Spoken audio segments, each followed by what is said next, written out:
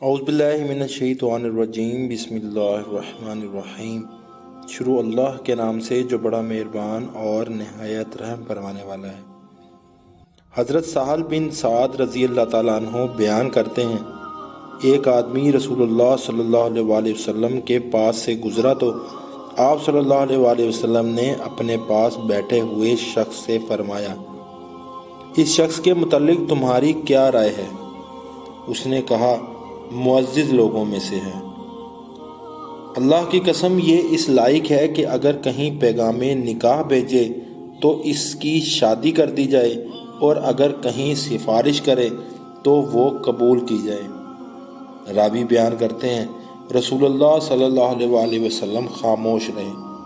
پھر ایک آدمی گزرا تو رسول اللہ صلی اللہ علیہ وآلہ وسلم نے اسے فرمایا، اس شخص کے متعلق تمہاری کیا رائے ہے؟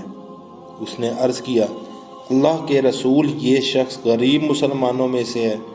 یہ اس لائق ہے کہ اگر کہیں پیغام نکاح بھیجے تو اس کی شادی نہ کی جائے، اور اگر کہیں سفارش کرے تو اس کی سفارش قبول نہ کی جائے، اور اگر بات کرے تو اس کی بات نہ سنی جائے۔ رسول اللہ صلی اللہ علیہ وآلہ وسلم نے فرمایا، یہ تنہا شخص اس شخص جیسے لوگوں سے بھری زمین سے بہتر ہے۔ سبحان اللہ۔